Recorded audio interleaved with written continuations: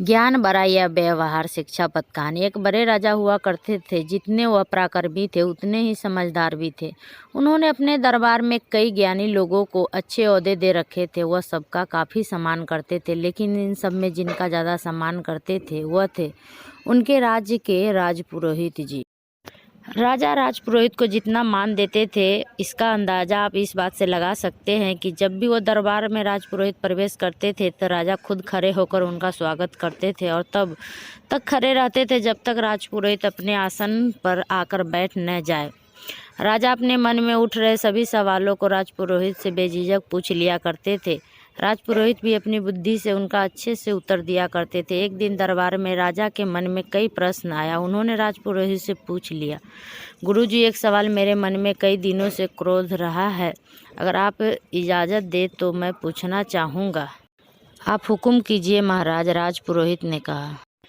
जैसे कि मैंने बताया, कई दिनों से यह सवाल मुझे परेशान कर रहा है। मुझे विश्वास है कि इसका ऐसा उत्तर जिससे मुझे संतुष्टि मिले केवल आप ही दे सकते हैं। सवाल यह है कि ज्ञान बड़ा होता है या व्यवहार? राजा ने पूछा। राजपुरोहित सोच में पड़ गया। यह सवाल सच में मुश्किल था। ऐसा नहीं है कि उन्हें यह सवाल का उत्तर नहीं मालूम था, लेकिन उसे कैसे राजा को सरल तरीके से समझाया जाए यह उनके समझ में नहीं आ रहा था। राजपुरोहित ने कितनी कर राजा से कुछ दिनों की मोहलत मांग ली ताकि कोई ऐसा तरीका ढूंढ सके जिससे इस सवाल का उत्तर राजा को संतुष्ट कर पाए।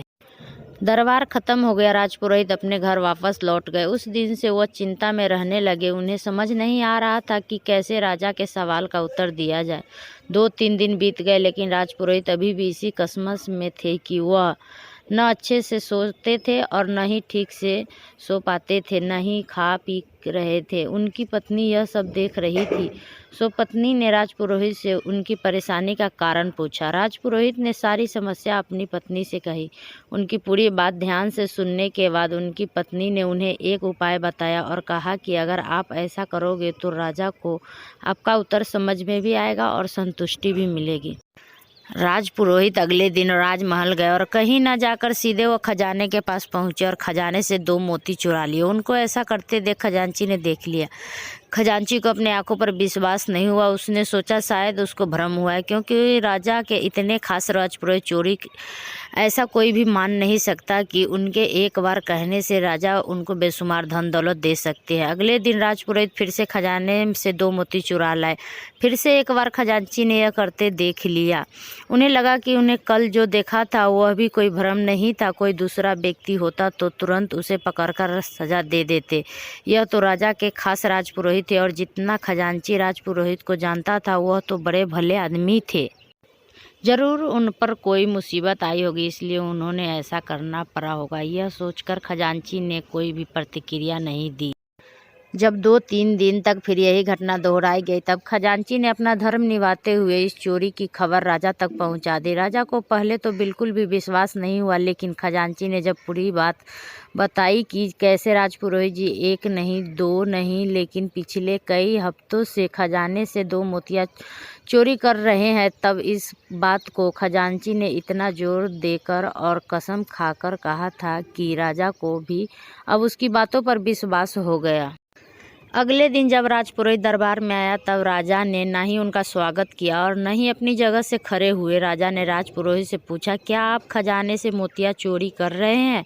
राजपुरोहित ने कहाँ और सारे मोती राजा के सामने रखते हुए कहा कि लीजिए, यह सारे मोती जो मैंने चुराए हैं। राजपुरोहित का ऐसा व्यवहार देखकर राजा के साथ दरबार में बैठे सभी लोग आश्चर्यचकित थे। राजा ने राजपुरोहित से कहा कि अगर आपको यह मोती लौटाने ही थे तो आपने चुराए क्यों? राजपुरोहित ने राजा की माफ़ी मांगते हुए कहा, महाराज, मैं चोर नहीं हूँ।